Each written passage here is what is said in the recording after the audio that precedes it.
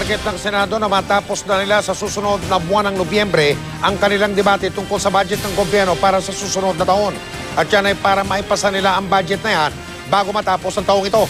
Sa ngayon, dalawang issue na kailangan pang desisyonan ng mga senador. Una, ang hiling ng National Housing Authority ng dagdag pondo para sa pabahay ng mga biktima ng kalamidad. At pangalawa, kung tatanggalin na ng tuluyan ang pork barrel sa kaban ng bayan o ilalagay lamang sa mga ahensya ng gobyerno. Nakatutok si Jam Sisante. Sa 2014 national budget na inaprubahan ng Kamara, wala ng pork barrel na alokasyon sa mga kongresista. Ibig sabihin, hindi na sila makikialam kung sino-sino ang mga magiging beneficiaries. Sa halip, ang pork barrel fund ng buong Kamara inilagay sa 5 government agency. Paano naman ang pork barrel ng mga senador? Sa caucus kahapon, nagkaisa naman ng mga senador na tanggalin na ang pork barrel fund nila na may halagang 4.8 billion pesos. Pero kung imemenos na ba ang buong pork barrel budget nila sa 2.268 trillion pesos national budget o ilalagay sa mga ahensya ng pamahalaan, wala pang desisyon ang mga senador. Ang ilan daw tulad na Senador Chis Escudero, Senate President Franklin Drilon, Senate Minority Leader Juan Ponce Enrile, Deputy Minority Leader Tito Soto at Senador TG Ginggona, payag sa total abolition ng pork barrel. Ibig sabihin, okay sa kanilang ibawas na sa national budget ang buong pork barrel fund ng mga senador at hindi na gamitin sa ibang paraan. Ang sa akin total abolition, hindi pwedeng i-abolish lang yung PDAF tapos i-realign kasi ang nangyayari, iniba mo lang yung anyo pero nandun pa rin yun.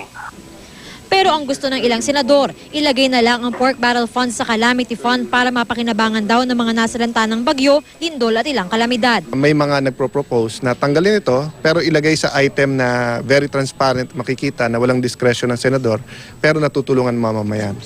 Ayon kay Escudero, chairman ng Senate Finance Committee, malalaman ang posisyon sa PDAF ng bawat senador bago mag-November 11. Husgahan at timbangin na lamang natin ang magiging pasa ng bawat isa and collectively as an institution, kaugnay ng bagay na yan kung ilan ang mag-let go o forgo, ilan ang gagamit sa mas maayos na paraan, ilan ang magre-realign sa gusto nilang lagyan.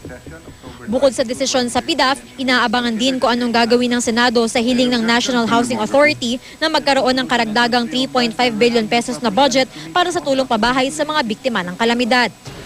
Tinanggal kasi ng DBM ang bilyon-bilyong budget ng NHA para sa kalamidad at regular resettlement.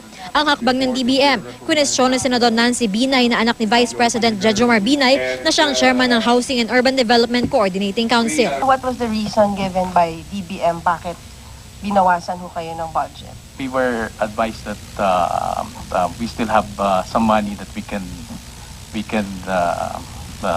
spend for this year. We were assured na if ever there's a need, we will be given funding. Assured us that in case there is especially in times of calamity. Mr. Chair, I think we should review kung bakit nga natanggal yung calamity fund ng NHA. Target ng Senado na matapos ang debate sa 2014 budget sa susunod na buwan at maipasa ito bago matapos ang taon. Jam Sisante, nakatutok, 24 oras.